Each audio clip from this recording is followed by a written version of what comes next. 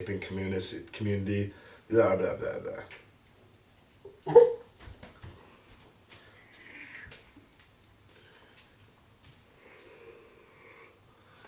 What is going on, guys? MD Vapes here, and about 6 years ago I embarked on this journey through the vaping community, learning many different tricks and many different ways to do them, and it's gotten to the point that I said, what the hell am I doing? It's finally time that I teach all of you guys the secrets that I have learned throughout the years. So yeah, welcome to Wizardry 101 with MD Vapes. And today, we're going to be tackling the topic of how to do big O's. Let's dive into it. So just for the record, before I do go in, there are many different techniques to do big O's. This is just my technique that I found worked the best for me. You may notice that it doesn't work the best for you, but hey, that's just what tricking is all about, is finding that one technique that does truly work best for the mouth and power of cough that you are using.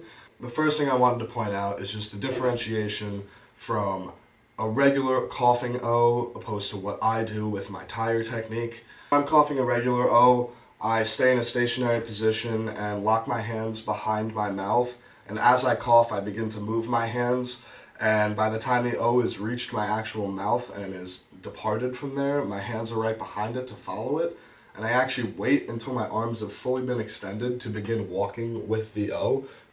And the difference between that and the tire technique is, with the tire technique, the cough is a lot different. It's opposed to it's more of a lot more harder of a cough. I also do, when I make that cough, I add a very, very slight inhale to it. So it's kind of like, what that does is really just make that O extremely firm, defined, and will have that spirals going throughout it. When I am blowing my tire technique, I like to take a couple steps before I actually do push the O to just increase the speed that the O is initially coming out at. I do that. I keep my hands a little bit closer than I would when I'm pushing a regular O, and I take my 2 steps, and when I push, I cough and bring it down into my chest, but I don't extend my arms. I don't extend my arms though. I keep my arms locked like this, and doing that will allow the O to be affected by the surface area of your body. If you look at your hands, they create decent surface area, but nothing like a ginormous body will. In doing that, that'll force the O's rotations to expand farther and farther apart at a lot faster pace, and still retaining most of its speed, so you can do jellyfishes, lassos, and all other sorts of tricks with it. That is basically it on the words on how to do big O's. Now I'm going to show you guys some of the actual tips, tricks, and techniques to getting them out, getting them crisp, and getting them fat. I also wanted to show you guys the difference between my regular cough and my tire technique, just so you guys can get a visualization of what I'm talking about and everything I just said.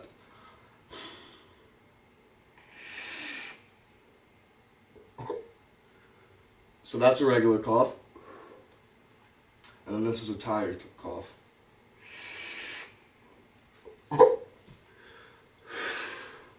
Just to give you guys a little bit of a side visualization of what I just showed you, here is the regular pushing technique. And then here's the tire technique. A lot more fast pace, a lot more rotations on the actual O, and a lot more of a capability to make that boy into a big-ass 18-wheeler tire. So now I'm just going to show you guys kind of a couple examples of me actually taking them from the back of my studio all the way to the camera. So yeah, let's dive on in.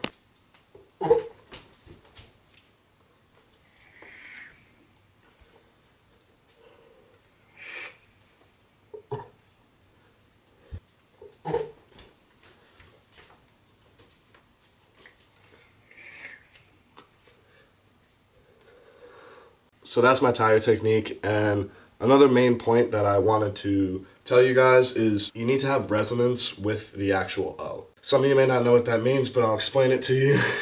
So when you actually cough the O out, the first 5 feet of the O are the O's fastest time, where it's spinning the fastest, moving the fastest. That's why I do those first 2 steps in the beginning, because I want to match the speed I'm moving with the speed of the O. It'll make it really expand a lot in the beginning, and I only take about 3 steps once I've actually coughed the O out that are those fast-paced steps. And then I very quickly kind of slow down to like half the speed I was initially going.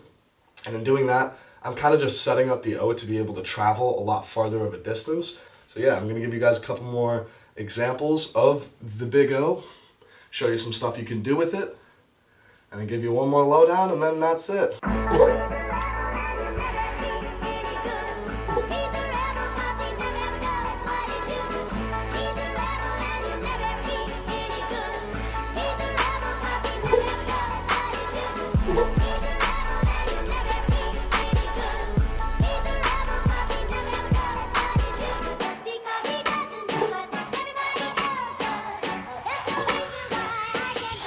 Sometimes I feel like a star, but only strictly where I'm famous. I'm in this for the longest haul, like we'll see where it takes us. I'm throwing back these double shots like whiskey here is weightless. Cause this career I chose was even riskier than Vegas. Yo, you play and no one's in the crowd like it's Pistons Bucks.